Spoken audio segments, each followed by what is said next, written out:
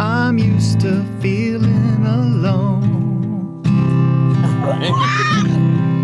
I thought that I'd let you know, in case nobody told you the same. Help me out. You're special. In case nobody made you believe you're special. Well, I will always love you the same.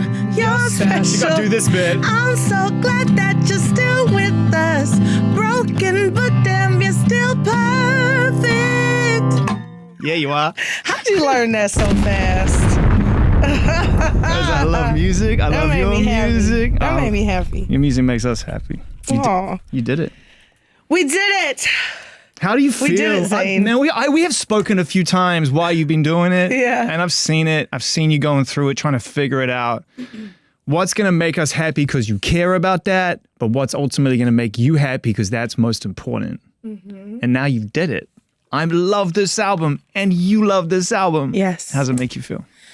I'm proud. I think taking my time. I wanted to rush it so many times. Yeah. There were so many points. Haste is a terrible word. Woo! But in this process, I was like, I got the album. Okay, let's put it out. The singles are done. And those songs didn't even make the album. So I'm just proud of how patient I was with myself and with my art. And I took the time to write the songs that need to come out, that the stories that, I wanted to share, that people should hear. Yeah. So why were you rushing? You figured it out? I was rushing because I had hot shit.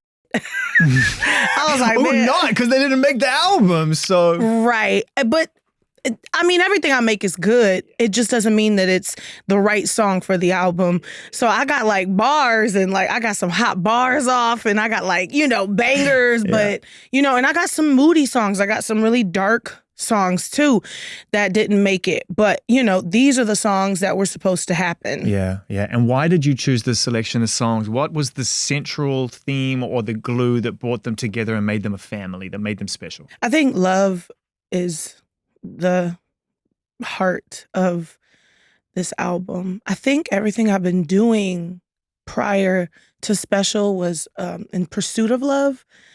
And it was like, 'Cause I Love You is like this, was a almost like autobiographical album about like who I want to be. Like when I wrote Soulmate, I was crying in the studio and I was like, okay, I'm writing a song about the person I want to be. I aspire to be. Truth Hurts, I was crying in the studio, writing songs about who I want to be. And now Special is almost a celebration of who I am right now. It's very present. And I think that's the only place love can really exist is in the present. You know what I'm saying? How important was your music to helping you achieve that sense of love? The very fabric of the journey is the music, I think. Music has been therapy for me for a long time, and it hasn't stopped. I mean, I have a therapist, but just because I got a therapist don't mean music didn't stop being my therapy. It's the number one outlet for me. So I feel like when you listen to my songs, you hear in almost chronological order, like my life, like what I'm going through, how I feel, what's up. Does it make it painful to listen back to them sometimes, some of the harder ones? Only from a musician standpoint. I'd be like, the mix was weird on that, or I could have wrote something. But I'm proud of everything. It's not hard from an emotional place at all. What's the first line on the album? Hi, mother. It's the first line. When I pressed play on the album, like I knew what I was getting myself into, but that as an opening line is that's all time. Hi, mother. Did you miss me? I've been home since 2020. It's so good. Thank you. That wasn't gonna be the opener, and then Julie Greenwald was like, "Motherfucker." She's good like that. If you that. don't make that the first song. And she's good like, listen to me. Yeah. I know what I'm talking about, Lizzo. It's got to be the #1 song on the album. Don't make me get Craig on the phone. Yes, that's Julie.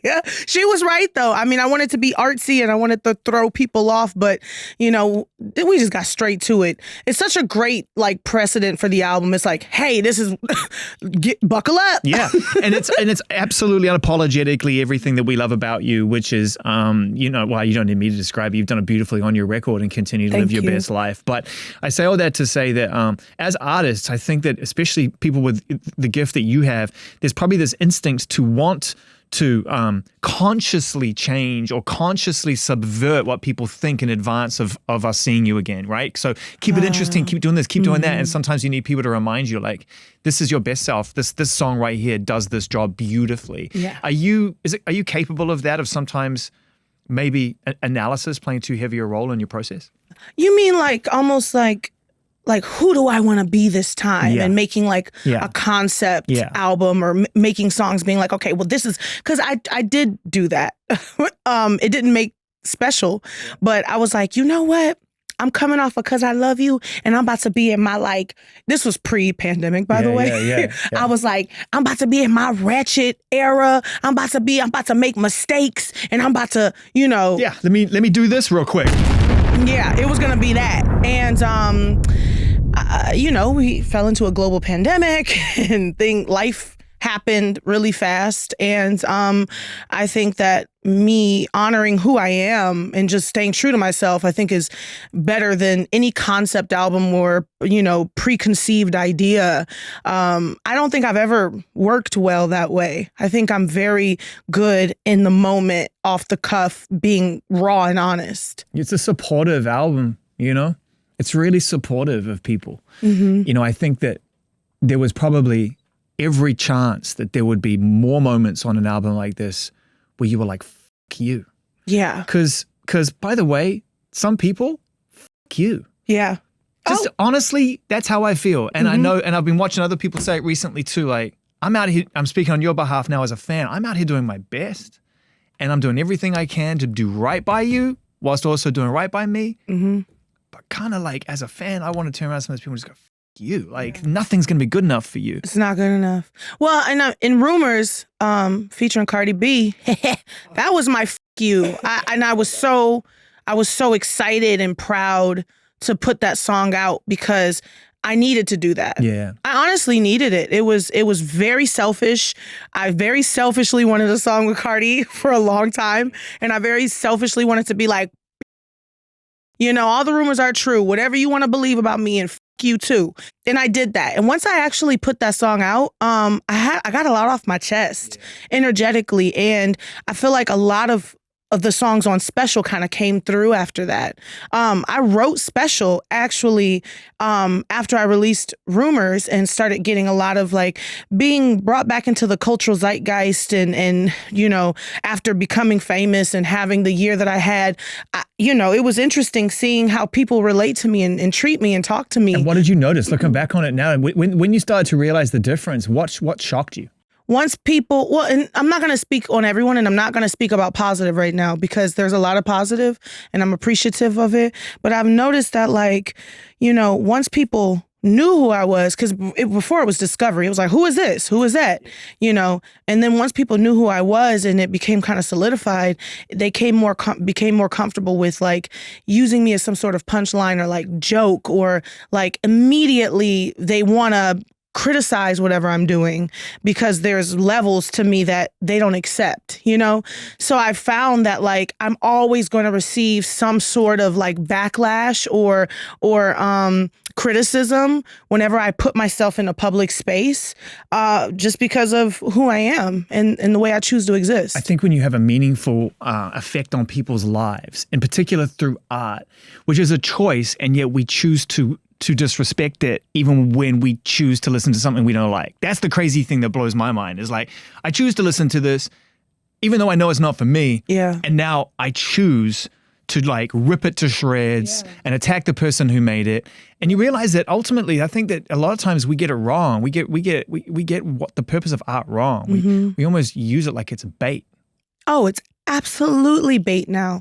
People use negativity as like clout and like attention, and it makes them feel good to get that kind of attention, which is, it's like an adrenaline rush, right? It's very addictive. It is like an adrenaline drug, like, and I don't know, I'm trying to distance myself from even looking at those people and listening to and reading those comments. It's been very difficult because I just feel like I can't escape it. Well, that's addictive. It's addictive behavior being drawn into it as well. So that is the thrash that is so destructive, is it's addictive to comment and it's addictive to read. Yeah. That's the tough part. Yeah, because I can't help it. Like I'll see a video and then it'll be like Lizzo, and then I'm like, and then I'll hold it. It's on TikTok, so I'll hold it and be like, do I watch this? I really want do I come and it's back? on pause, and someone's like this. Yeah. It's like, which way is this gonna go? Yeah. Which ways? And sometimes it goes in my favor. Sometimes it doesn't. But you know that que sera, sera. You know, one of my favorite songs on the album is a song which is simply entitled Coldplay. Yeah. The way you flip it is so beautiful. Thank you. The way you talk about crying to Coldplay and just the effect. And I bring this up in this part of this conversation because I feel like that's a band who ultimately have been misunderstood for a lot of their journey and yet continue to mean something to us. Oh, wow. And right. Don't you think? Like, I think that band is fucking incredible. Yeah. I love them to absolute bits. Yes. So what inspired that song? It's so literal. Like, this is one of the most literal songs I've ever written. I mean, I everything I say in the song actually happened. So Ricky Reed produced the track, and you know Ricky Reed. Love Ricky Reed. And we have a long relationship. I was in the studio, and I had just come back from a trip, and he was like, "Whoa, why don't I just play the piano loop and then you just talk?" And I was like, okay. So I very Alicia Keys, you don't know my name. I sat in the booth and was like, so yeah, I remember, you know, when we went to Tulum, you know, we pretended we was married. And I was talking, and I talked for like 25, 30 minutes. Yeah.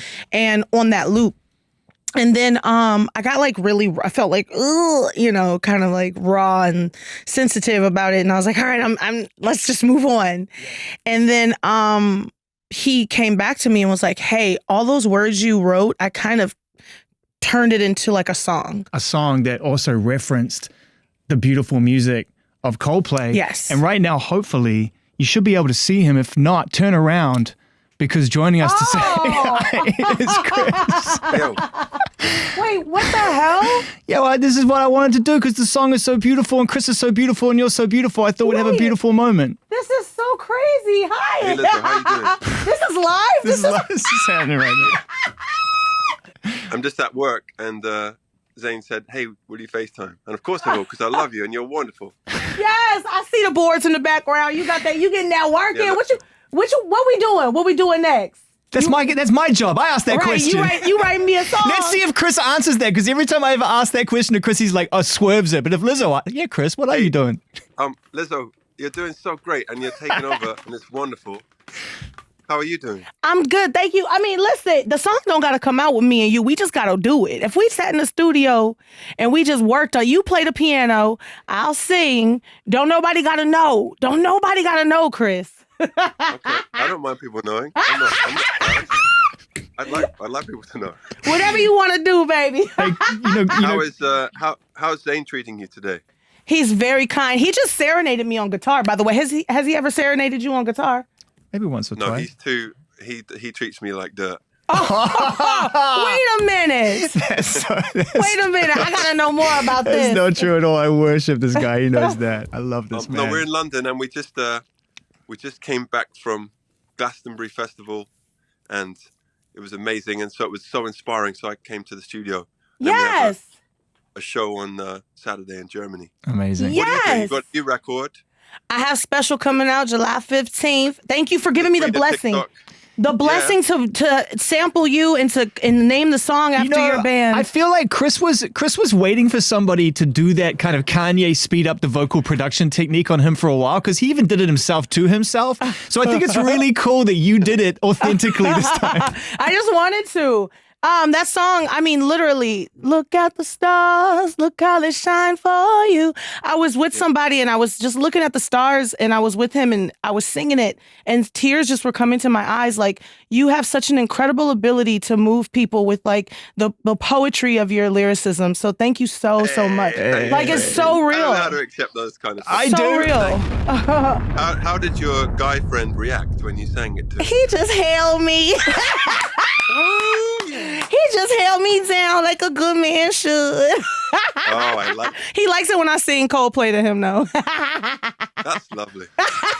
Okay, and now I feel good. We got to come to a show. If someone had told me 22 years ago, one day Lizzo's going to make out to this song. Spread Out. I'd be like, okay, great. 22 years ago. I feel like Yellow was written for an entirely different purpose, but it's kind of become a hookup song. Absolutely. Lizzo's hookup song, and that's good. Yeah. Oh, that's baby making music, baby. Yeah. I better go because it's your interview, and I've said everything I wanted to say in terms of thinking you're amazing. We love you. I don't have any other interview stuff prepped, so I feel nervous. Please, may I hang up? I've done this many Yes, you times can with hang Chris. up. Now this is where I relinquish you from your responsibilities, Chris. Thank you and goodbye. Oh, wow. There you go. What a moment. How do I say this? It never gets... You never get used to the feeling of seeing people who've inspired you acknowledge you. Like, seeing him is kind of surreal because it's like, yeah, my sister bought Coldplay's first album when it came out and it plays in the house and you sing the songs, they're in your DNA, you know the music. I don't know what that means about me and who I am in my career and my life because I'm doing my life, but I know that it never gets old and I never wanted to get old. Like I saw Mariah Carey the other night and I was like, wait, what? Mariah wants to talk to me? And they're like, yes, Mariah wants to talk to you. And I'm like, but this doesn't like, I watched you and it's not a fandom thing. It's not like, well, of course Yes, I'm a it fan. is. I'm a fan. Totally is. But it's like do you know who you are? So this is where the great Janelle Monáe theory comes into play, where she said something that sticks with me, and I'd love to share this. Mm-hmm. Where she does know who you are because by being inspired by her at a really important moment in your life and turning that into your own art, you are in many respects reflecting Mariah back at Mariah. Ooh. So she feels drawn to you in the way Whoa. that you were drawn to her in the beginning, and thereby the trade is complete. Yes, that is a sentiment, and it encapsulates a feeling that has been very indescribable to me, where I can only be like, oh, it's like family, Yeah. because once you enter a sphere where you are, in the same room as the artists who've inspired you, and not only are you, sitting next to them, they're acknowledging you and they're inspired by you. Yes. It's like, I feel like we've known each other our whole lives, and I That's it. feel like we're family. That's why. What is this feeling? And it's the same for them too. Yeah. That is beautiful. We're all reflections of each other. Yes, and it's a beautiful thing to be. People, man, have been trying to figure out what that energy field is for a long time. And we call it many things, manifestation, all these things. But ultimately, we're bouncing off each other all the time. Yeah. It's just that when you're faced with something that's life-changing, like a Coldplay album that you live with over and over again, it can't help but become a part of who you are. And so it makes total sense that one day you would reflect that back in a way that the band and Chris would understand. You're speaking their language then. Yeah, so and true. then you get to speak the same language, and that communication is why we're all here. Yeah. And you know what? Even more in a macro way, like art is a language, isn't it? And so like when you speak that language, it's almost like you're all sharing the secret language together. It's a beautiful exchange. How that can you was not so believe cool. in magic? Yeah, how can you not believe in magic? How can you not believe in magic? That was so cool. Thank you for that. Oh, look, it's a pleasure. I was excited to have that moment as well because I love that song and I knew it came from a real place. Too real.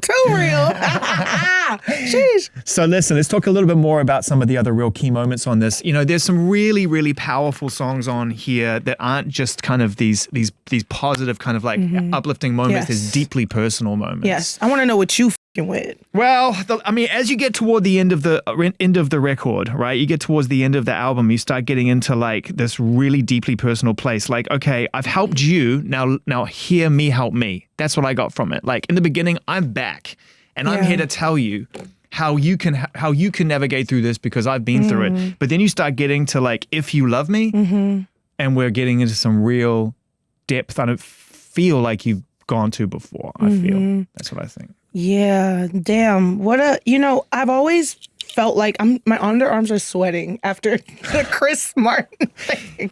Oh, So glad you because I was going to have this on my arm for the entire interview so that I could just Ron Burgundy that shit. And the only reason why I didn't do it was because I thought you'd be like, I'm not putting that in my mouth. Oh, God. Yeah, that's... Was that disrespectful? We'll get to that later. No, it's a close hold, Flute. It's okay. Okay. My albums, I've always figured the meaning of them like retroactively. So like while I'm making it, like we were talking about earlier, I can never be like, this is going to be about this, so I got to write this. Like I've never been able to preconceive like the idea or the concept or what it means to me, because I'm quite literally making it in real time, getting through my real life.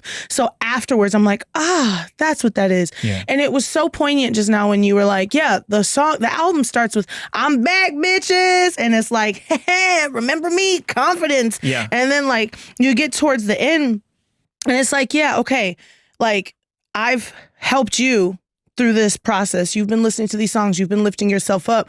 Now let me just express how much it means to me when you lift me up. That's what it or is. Or can you lift me up? That's exactly what you've achieved. Yeah. I wrote a literal song like that for the album that didn't make the album, and it was called Strong Friend. And I said the exact words, I was like, now I need someone to sing to me. But I feel like I was able to do that without actually having to say it. And thank you for confirming that for me. If You Love Me is like, I think it's actually the first song I wrote that's on this album that made it. So it was the first song for Special. Wow. And, I wrote it with this guitar player, Nate Mercero, who Nate has played on all my albums. He's so badass. And I think it was coming from a place where it was just like, yo, like, I've been on stage and as a big Black woman, and I have this amazing platform, and there's all these people in the crowd. And a lot of times it's, people who don't look like me in the crowd, and I've gone through so much in this country, and I try to reflect that in the crowd and inform them on what my experience, so we can have a shared experience, so they can empathize, so they can help when it's time to hold us down and to help us, And I've had moments where I'm like, you support me. You support a big Black woman on this stage. You've bought my concert tickets. I want to thank you for that. But when you're in the world, I want you to keep that same energy. Don't see me different. Yeah. Like we're out there. If you can love me, you can treat big Black women and people with respect out in the world, which I find, doesn't happen very often, and I don't want to be like the token fat Black girl that gets the respect. I want to be able to put myself in a position where I can make this experience of life easier for people who look like me. So that's why I wrote a song like, if you love me, you love all of me. Like, it means so many different things. It's like me and all of the people who look like me, who come from places where I come from. Like, show us all respect. But also, if you love me, you love the fact that I look like this. If you love my music, you love this body. You love my personality. You love that I say bitch. Yeah. Like, you love that I talk the way that I talk, because even sometimes I feel like I'm like, yo, I've had the criticism that, I'm not Black enough, or, you know what I'm saying? Things like that. So I just find that people always kind of have like they have exceptions with me. It's like, I love her, but it's like, man, just accept all of me. What the You nailed it in that song for all of those reasons. Thank you. And when I hear it, I feel like it's a step forward beyond that holding you down. And there's a difference between you holding yourself up and saying, I really want to be part of a solution here, and being held down. And that solution being like by necessity. It's like, no, I choose to be on the stage and say this stuff, as opposed to I have to because you guys are being assholes. Yeah, I want to. Like, I've been saying this for a minute now, and I've been doing a lot of things because of Watch Out for the Big Girls that I've never done before, like events and podcasts and stuff for Emmys and all that kind of stuff. And I'm like, I just want everyone to know that I'm here because I want to be here. Yeah. I have not done anything in my career, and I stand by this and I'm proud of it, that I did not want to do. Like, nothing's obligatory. I love touring. I love talking to you. I love writing the music. I love doing interviews where I can talk about the shit that I made that I'm proud of. Like, I live for this shit.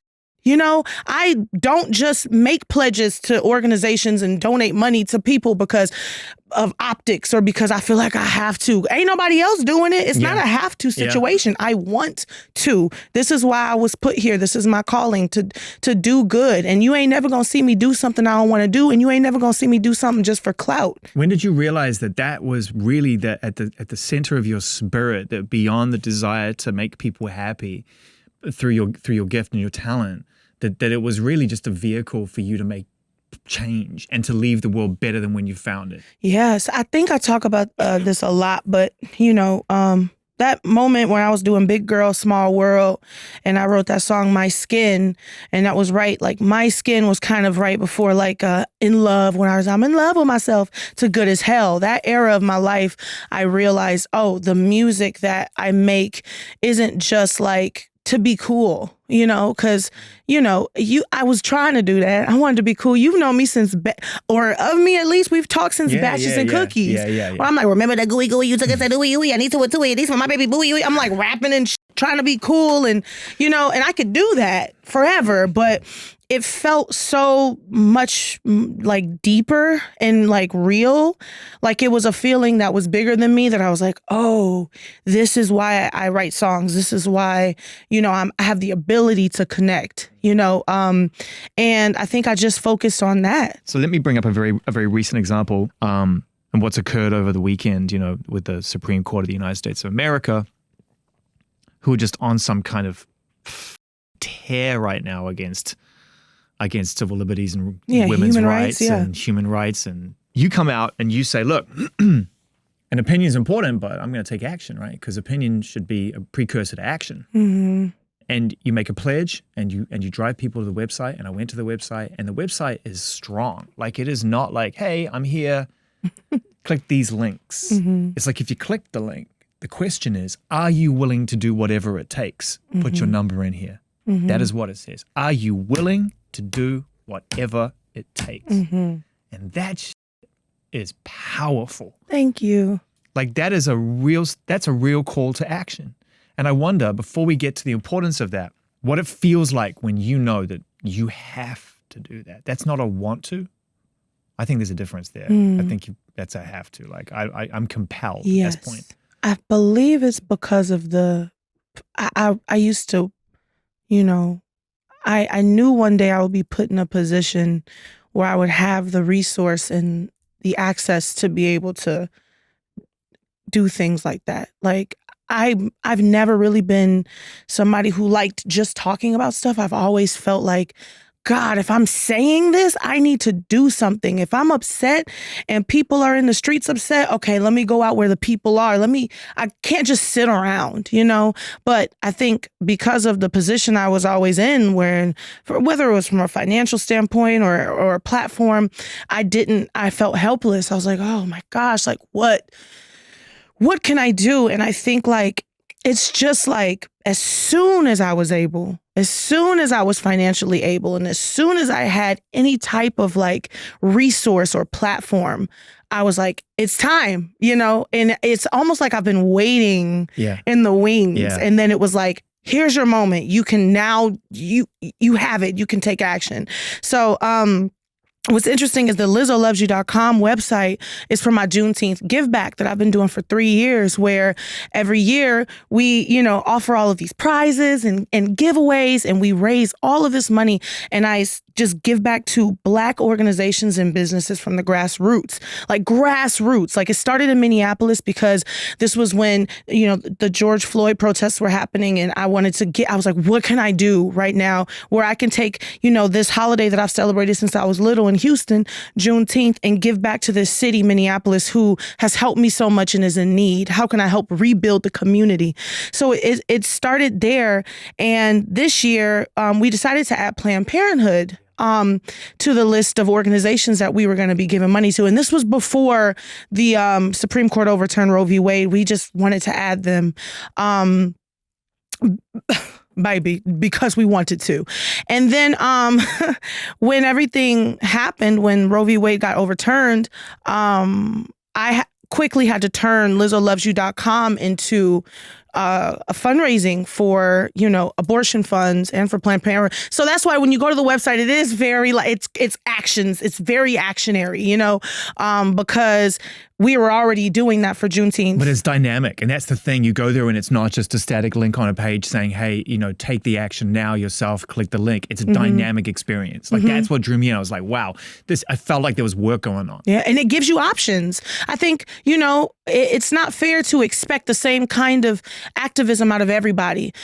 Black women are tired. We've been doing this for a long time. This is not new to us. Sometimes we just want to take care of ourselves because ain't nobody out here taking care of us. Yeah. So to expect the same kind of activism out of everyone isn't fair. But that's why we offer, if you want to sign this petition, if you want to just learn more, if you want to give money, if you just want to see it, here are your options.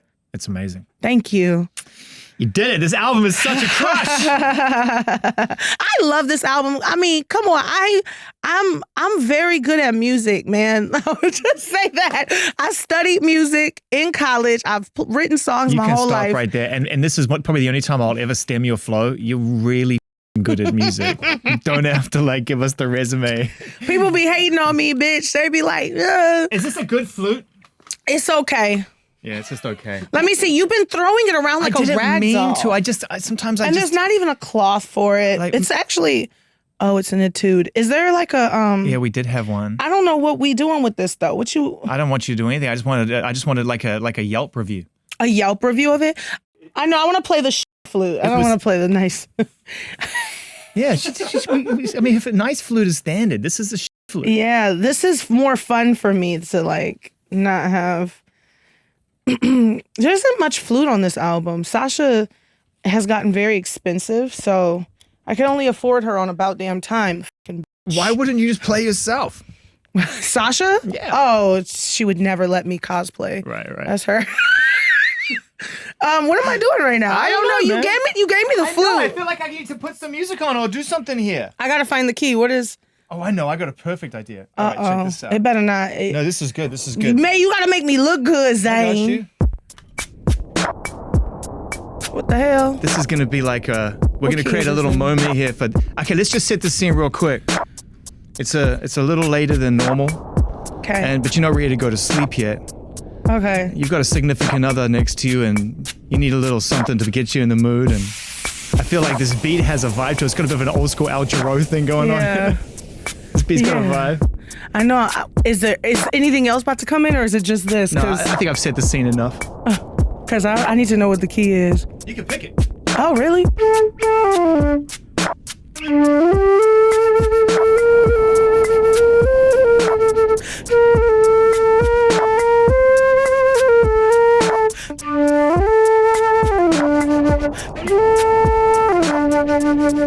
Yeah, baby.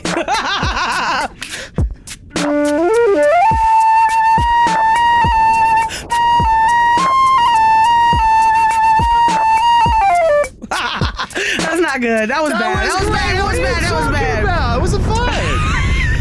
I didn't give you much. I gave you like a 35 beat per minute little slow jam. I wanted to with flute. It's so interesting because with classical flute, which is my world, it's very corny or for cool. Right. It's that, and then but jazz flute is all about just yeah, you got to hold the note.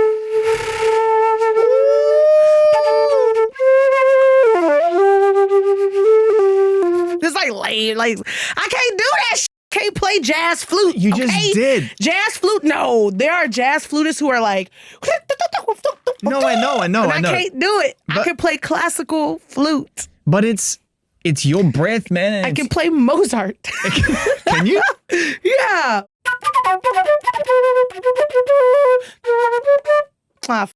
You know what I'm trying to do. That's the beginning of Mozart. Yeah, we know what you're trying to do. The crazy thing about the flute, right, is it's one of those instruments that people often, I think, they listen to it and they have a preconception of it, and then they hear someone play it in real life, and you're like, that's the sickest sounding instrument ever. Because it really does. It sounds like it's as close to someone's breath in melody, I feel, as you could possibly get. You know, I've played the flute for so long that it's so normal to me that like I don't think about, like when I did Letterman and he was like, I'm only here because I am just fascinated by you and this flute, and I would pick it up and he'd be like, oh, and I'm like, what? It does have that effect though. You draw. It's like a mysterious thing. Like it's no surprise that people like lead the flute as a leading instrument. Like I'm following you. Ah, yes, it's very true. It's very true. Yeah, I mean, I've leaned into it in the last few years, like coming out as a hip hop artist early on, even though so much flute and hip hop. So much flute and hip hop. Beat Nuts, at least 40% of their back catalog is flute related. But God forbid you're playing it, because then you're not cool anymore. Oh no, it's cool. But I leaned into it, and then it the world loves it. I just played flute at the BET Awards. This is a flute one, isn't it? Yeah, this is a flute. Oh yeah. That's okay, let me see if I one. can learn this one. Get money, get money. Get money, get money. Get money, get money. Get money, get money. Listen to the footwork. Okay. Hey, yo, my song's on. I gotta get my bro. All the 3 records I'm on, we getting more dough off the book. You getting jelly? Pulling. That's what up. Get money, get money. Yeah, one time! Oh God. That's embarrassing. No, you know what was amazing about that?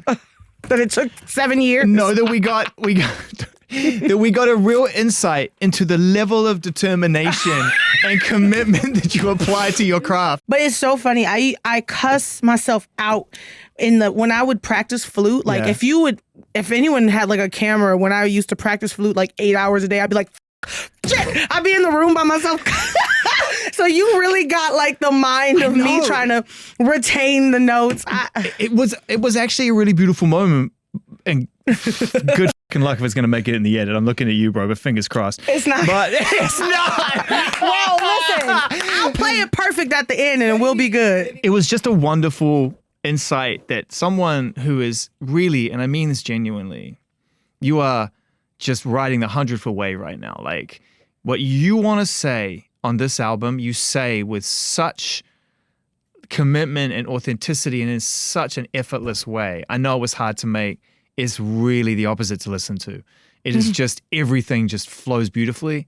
That to hear you go back to that kid in the bedroom figuring out Beat Nuts when you never heard it before probably or haven't heard it for a long time in that regard, it was just a nice moment. Never played it before, but I've heard it. Yeah. But, got the key pretty quickly.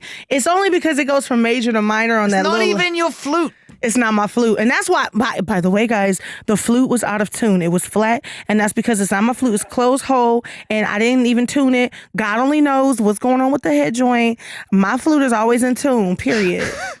Disclaimer. This, I'm so thankful that you've returned with Special. I'm happy to be here, too. It's a great album, and I'm not just saying it because it's mine. More than a great album. It's more than a great album. And I've said this only a couple of times in my life, and I hazard to say it because it's like, even if it works out for you, you come across real smug. But the few times I've done it, I've been pretty bang on the money. I mean, this is going to be widely loved and accepted. And I think actually, I'm just going to call. I think you're going to be up for Grammy Album of the Year for this. And I really think, for whatever that means, I really think you've got a great shot at whatever you want to achieve with this album. I think it's pretty fucking flawless, mate. Wow. Don't you think? Yes. And you know why? I tried. I didn't try like outside of me wanting to try, but I was like, okay, I had to make peace with losing a lot of songs that I loved. There's songs that I didn't put on this album that I'm like, oh, it hurts. But I was like, it has to be a perfect song. Yeah. Like if it doesn't have all of the ingredients, it ain't making it, honey. Yeah. And if it's not the song that needs to go into the world right now, it ain't making it, honey. And that is the line that you set for yourself, and that's why it's so great. You can't help yourself. You want to do it perfectly. Yeah. I know you do. Go one time. Hit it.